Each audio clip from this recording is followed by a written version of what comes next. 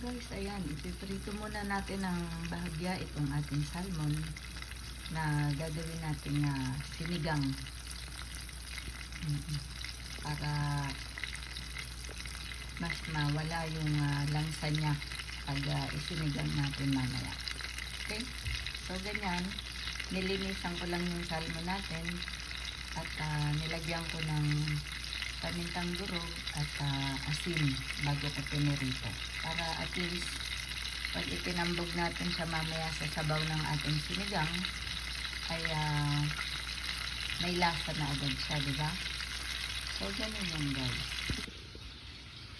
Ito naman guys ay sabaw ng o pinaghugasan ng bigas na sinaing natin. Gagamitin natin ito na pinakasabaw ng ating sinigang na salmon.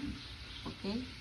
So, mas nakakadagdag lasa yan at ganun din nakakabawas sa langsa dun sa isda. Pwede na yan pagkakaprito ng ating salmon na ating isisig. Ito guys, namitas muna tayo ng kangkong para sa ating sinigang na salmon salmon. At ito ay request pa ng aking pamangkin guys na mga kapatid na nasa Japan ngayon. At ang trabaho niya doon ay nasa kusina rin. Siyempre nagluluto, ganyan. Kasi yung kapatid ng bayaw ko na papa niya ay naninirahan sa Japan. At may business na kainan ng mga Pinoy. So, doon siya napadpad at tagaluto siya doon. Como may talent naman siya sa pagluluto. At ayun nga, nakita niya mga kapatid itong ating YouTube channel na meron tayong cooking series. Kaya na-request niya ang magluto raw ako ng sinigang na salmon. At hindi sinigang na sermon. Okay? Pwede rin naman to maging sinigang na sermon, guys. Mga kapatid. Sa ating kwentuhan, lalagyan natin ng sermon. O di sinigang na sermon na ano. Pero good vibes lang tayo. At yung pamangkin ko na yan, mabait yan. At ayun nga, may 3 na siyang anak. Ang pangalan niya ay si Arian Frank. At may 3 siyang anak, puro lalaki, mga gwapo. Nagmana rin kasi sa tatay. Gwapo kasi yung tatay. Yung pamangkin ko naman, pwede na rin. Hindi naman pangit. Hindi rin naman kagandahan. Minsan, binubuhat niya yung bangko niya. Sabi niya, kamukha daw niya si Ami Austria. Pagbigyan na natin mga kapatid, wala namang masamang mangarap, di ba?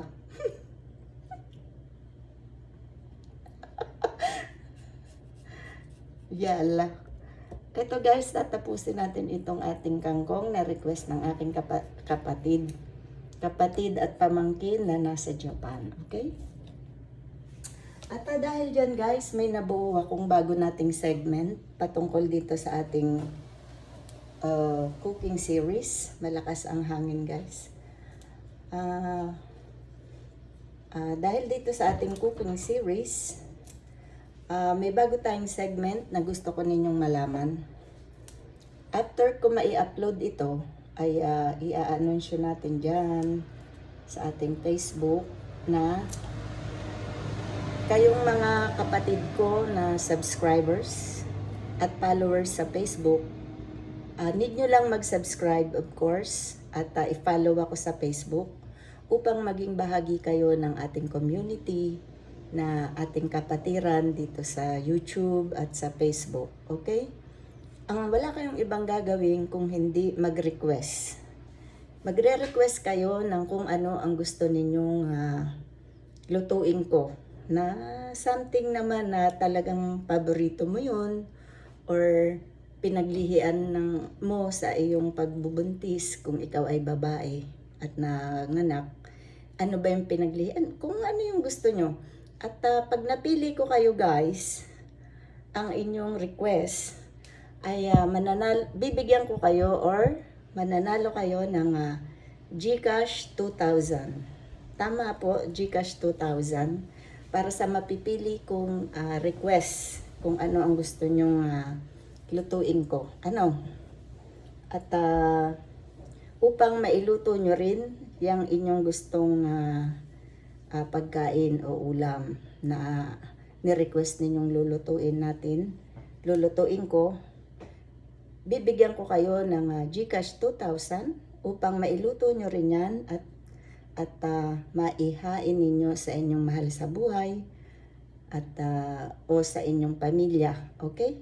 Anak, asawa, kapatid, pamilya, magulang, 'di ba?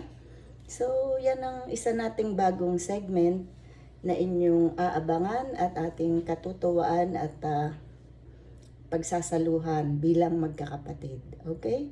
So, patuloy lang tayong mag-subscribe sa ating channel at sama-sama tayo sa ating kasiyahan bilang magkakapatid. At ako naman bilang namumuno sa inyong dito sa ating community. Ako si Ate Rem ninyo na nangunguna sa lahat ng iyan. Okay? So sa biyaya ng Diyos, marami tayong mga pakulo dyan para sa ating mga kasiyahan na nawa inyo namang tangkilikin. Ugaliin nating manood guys ng ating mga video content dahil mahalaga yan sa ating channel. Lalo't higit sa ngayon na tayo ay nagbubuo ng 4,000k watch hours. Okay? So, sama-sama tayo guys. At que sera, whatever will be, ang ating kasiyahan ay tuloy-tuloyan at hindi nakadepende kay YouTube or kung kanino pa. Sa biyaya ng Diyos, may sarili tayong kapasidad financially upang ang ating kasiyahan na yan na ating pinagsasaluhan ay ating mapagtatagumpayan. Tama? So, tulungan nyo pa akong magpa-subscribe guys para dumami pa tayo dito. At huwag kalimutang manood isang beses isang araw. At piliin ninyo, huwag kayong manood ng ating mga short video lalo sa ngayon dahil hindi siya counted dun sa 4K watch hours. Ano ba yung 4K watch hours? After ng 1K subscribers na goal, ang second goal at last na goal ni YouTube para ikaw ay mapansin niya at kilalanin bilang isang channel, ganap na channel, ay kailangan at makatapos mong makamit ang 1,000 subscribers, ikaw ay ang channel mo ay nagkaroon ng 4,000 hours watch. So, sa English, 4K hours watch. Okay? So, yun talaga guys ang ang ating binubuno sa ngayon dahil alam naman ninyo tapos nating makamit ang 1,000 hours watch. Ang 1,000 subscribers. Okay? So guys, ito hinihimay natin ang ating kangkong para sa ating sinigang na salmon na request pa ng aking pamangkin at ating kapatid na nasa Japan ngayon. At nagtatrabaho siya doon sa isang kainan ng mga Pinoy na pag-aari ng kanyang tita. Okay? Kapatid ng aking bayaw. Okay. So, shout out sa iyo dyan, Miss Arian Frank. At mag-iingat ka dyan palagi. At shout out na rin sa iyong pamilya sa Pilipinas, ang aking mga apo. Si Ayi, pangalan ng isa. Si Ayi, si Abi, ang gwapo kong apo. Lahat yung gwapo guys. At yung makulit. Nakalimutan ko talaga yung apo ko eh. Matagal na kasi ako guys na napalayo doon. Yung bunso nakalimutan ko ang pangalan. Pasensya naman, tao lang. Ayi, Ayi yung panganay yan eh. Si Abby yung sumunod. Yung paboritong apo ng kapatid ko, nalimot ko talaga ang pangalan niya. Pasensya naman, tao lang at may edad na ang lola Rem. Pero mabait yan at malambing. Yung bata na yan. At mga gwapo yan guys. May pinagmanahan sila. Hindi. Nakakapagtaka ba guys? Mga kapatid. Nakikiamot na naman ako ng pinagmanahan nito eh. So, yala.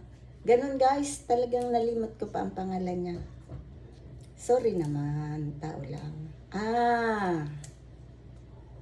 Si Ali, Muhammad Ali. Si Ali. Gawa nung ang lola nito ay nagtrabaho sa Dubai, sa Bahrain, tapos dito rin sa Israel. Kaya hindi na ako magtaka. Yung pangalan ng mga batang ito ay batang Arabo. Pangalan ng Arabo. Khalid, ganyan. Abi, Ali. Mga pangalan po yan ng Arabo. So, shout out ulit sa'yo dyan, Arian. Mag-ingat ka sa Japan. Napakabait mong bata. Mabait yung pamangkin ko na yan mula maliit. At maaasahan yan sa lahat ng oras. Masarap siya magluto rin guys kung matitikman. So, mga kapatid, ito pala yung ating sinasabi ko na pinatuyong kamyas nung ako ay nagbakasyon 2 years ago sa Pilipinas. Ayan nga, nagpatuyo kami ng bunga ng aming kamyas at dinala ko dito sa Israel. Na siya natin gagamitin ngayon sa ating sinigang na salmon. Ito, malinis na rin at handa na ang ating kangkong na pinitas pa natin galing sa ating garden. Okay guys? Mga kapatid, at pinakukuluan lamang natin iyon ng konti pa, yung isda natin at sibuyas kamatis. At lalahukan na natin itong ating pinatuyong kamyas. So guys, yun nga, medyo pinirito natin ng bahagya yung ating salmon upang maalis yung foul odor. Tama? Ano ba yung foul odor or foul taste? Ito yung taglay na langsa ng alinmang isda or karne. Kaya kailangan medyo marunong tayo sa paglilinis at sa pamamaraan ng pagluluto upang ma-minimize natin yung foul odor at foul taste na sinasabi. At ang kagandahan naman nito sa ating pang-asim ay organic at natural, walang halong chemical. Maasim po talaga yan mga kapatid, kaya konti lamang ang ilalagay natin dahil konting sabaw lang naman ang ating gagawin at ilang araw tayong hindi nakahigop ng sabaw. At gusto naman natin ngayon ang ating ulam sa kanin ay may sabaw. So, napakaganda nito guys. Kaya kung meron kayong pagkakataon, nakasumpong ng maraming kamyas o panahon ng kamyas at meron kayong puno, patuyuin lamang guys sa araw at ayan, pwede nyong i-preserve sa inyong kusina or storeroom kung meron man kayo dyan. At sa tuwing kailangan ninyo, ayan, kukuha lamang gaya nito. So, okay, moving forward sa ating sinigang na salmon guys, salmon. Ang request ng ating pamangkin at kapatid na nasa Japan. Yala. Lagay na natin ang pinatuyong kamyas bilang pampaasim natin. Konti lang ang ilalagay natin guys at napakaasim yan. Ayan o. At tayo lang naman ang kakain, ako lang naman. So, sapat na yun dahil halos 2 hiwa lang din naman yung ating salmon. Okay guys, gusto ko lang ng sabaw. Humigop ng sabaw dahil ilang araw na akong hindi kumakain ng walang sabaw. Okay? So, ayan mga kapatid, luto na ang ating sinigang na salmon sa pinatuyong kamyas. Okay? Pinatuyong bunga ng kamyas. Ito naman ang ating rice. Ayan. Magtutubig lang tayo ngayon guys, mga kapatid. At ayan siya. Simpleng-simple lang guys ang ating food sa araw na ito. Na-request pa ng ating kapatid at pamangkin ko na nasa Japan. At ayan, pinagbigyan natin siya guys. Nagluto tayo ng sinigang na salmon at ginamitan natin ng pinatuyong bunga ng kamyas. So muli, inaanyayahan ko kayo na mag-subscribe sa ating YouTube channel, Rema Bara Kapatid, dito sa YouTube. At kung may planong sumali sa ating mga pa-Gcash bilang kasiyahan at pasasalamat sa aking mga subscribers, ay mag-screenshot ng ating ng kahit anong eksena sa isa sa ating mga video content at i-comment yan sa aking pa-Gcash post doon sa aking Facebook wall ninyo makikita. I-comment yan at i-type ang hashtag #YouSubscribeIShare at hashtag Gcash Israel kung kayo ay sinisipag pa. At ito nga guys, kakainin na natin itong ating niluto sa araw na ito. Dahil nag-crave din naman tayo sa sabaw. Dahil ilang araw tayong kumain ng walang sabaw. At syempre, ang pagkain na to ay pinasasalamatan natin sa ating Panginoong Diyos na nagbibigay biyaya at pinagmumulan ng ating mga biyaya sa araw-araw. So, sa pangalan ng Panginoong Hesus, atin itong pinasasalamatan. At ito nga, meron tayo ditong bagoong isda bilang sausawan. Nilagyan ko ito guys ng mga kapatid ng lemon, katas ng lemon at sili. Okay, so pinakapampagana naman yan, match yan dito sa ating mga dahon ng kangkong.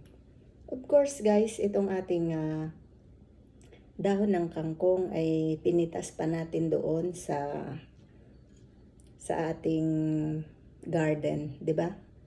So marami tayong punla ngayon at kailangan natin mag-garden isa sa araw na ito upang itanim ang ating mga punlang kangkong at iba pa. Okay, titikman na natin.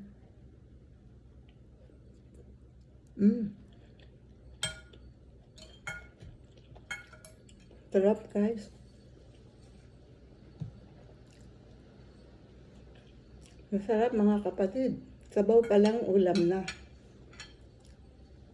At muli, shout out sa aking pamangkin dyan sa Japan. At iyan ay isang mabait na bata at ulirang ina. At siya ay nagsasakripisyo doon sa Japan. Naghahanap buhay para sa kapakanan ng kanyang mga mahal sa buhay. Higit sa lahat yung 3 niyang anak. At syempre, para na rin sa kanyang asawa At ang kanyang asawa naman ay mabuting asawa rin. At ang hanap buhay naman niya ay pagmamaneho. Tatawagin lang parang private siya, driver, ganyan. Tatawagin siya kung may gustong magpamaneho. On call, mga ganyan ba ang moment niya. So, ganun mga kapatid, at masaya naman ako para sa kanila. At shoutout sa inyo dyan. At tuloy-tuloy lamang tayo sa ating ginagawa sa araw-araw. At ang problema, hindi yan maiiwasan. Higit sa lahat, walang relasyon na perpekto. Ngunit, parang problema din na susolusyonan, di ba? At ang lahat ay pagkatiwala natin sa Diyos dahil walang imposible. So muli, maraming salamat sa aking mga subscribers at sa aking mga Facebook followers. I-follow niyo ako sa Facebook, mga kapatid, upang maging kayo ay maging updated sa ating mga kaganapan sa ating channel, kung saan tayo ay nagbibigay ng konting biyaya mula sa ating channel na ito. Bagamat tayo ay saling pusa pa lamang dito sa YouTube. Okay? So, iyon ang ating layunin, ang makapagbahagi ng kasiyahan, konting biyaya. Okay? Naabot sa ating makakaya at hindi naman tayo apektado ano. So, ganun guys. Masarap itong ating ginawang salmon. Sinigang na salmon. Sinigang na sermon sana ito eh. Pero, ginawa ko na lang na sinigang na salmon. So, masarap ang pagkaasim niya guys. Dahil, gaya nga ng sinabi ko, ang ginamit natin dito ay yung pinatuyong kamyas, na bunga ng kamyas, na galing pa ng Pilipinas nung ako ay magbakasyon at dinala ko dito sa aking trabaho sa Israel. At ngayon nga, ginamit natin pang paasim. Talaga naman, tamang-tama ang asim at ito ay natitiyak natin na walang halong chemical. Wala rin kasing betchin ito guys, mga kapatid. Hindi ako nagbe-betchin matagal ng panahon. Mula nung ako ay matungtong ng ibang bansa. Siyempre wala namang available na betchin, di ba? Doon, lalo na doon sa Saudi. Dito may mabibili ka, pero yun nga, nakasanayan ko na. Kaya hindi na rin ako, pinagpatuloy ko na hindi ako nagbe-betchin. Okay? So, ganun guys. At hindi ko na pakakahabaan pa, hindi ko na kayo aabalahin pa. Maraming salamat sa lahat ng subscribe. At abangan ninyo ang ating cooking series na magre-request kayo kung saan. At ako ay mamimili at kapag napili ko ang inyong request na aking lulutuin, ay bibigyan ko kayo or mananalo kayo ng GCash 2,000 upang kayo naman ay may pamalengke rin at maluto nyo rin yung pagkain na o ulam na nirequest ninyo sa akin upang maging bahagi ng ating channel. Okay? So, abangan nyo yan guys, ang bago nating kaganapan sa ating YouTube channel. At nakikiusap ako sa inyong lahat na bigyan ninyo ng kahit kalahating minuto o 1 oras itong ating channel. Tapunan ninyo, manood kayo. At upang mabuhay naman itong ating channel at ang ating mga video dyan. Okay? Kahit i-play nyo lang. At magtrabaho kayo ng mga gusto nyong gawin. Kung nga itong ating mga video content ay patungkol sa caregiving, gardening, cooking, at mga pa-GCash. So, alam ko naman na yan ay hindi masyadong di ba? At pero bilang tulong ninyo sa ating channel, i-play nyo lang yan at magtrabaho kayo, maglaba, ganyan. 30 minutes, 1 hour, napakalaking bagay yan sa ating channel. So, tulong-tulong tayo guys sa ating channel upang ito ay tumatag at maging tuluyan ng kilalanin ng YouTube. Okay? So, ganun lamang guys. At mula sa inyong Ate Rem, ang inyong kapatid, maraming salamat sa inyong lahat. Bye-bye. God bless us all, everyone. Mga kapatid.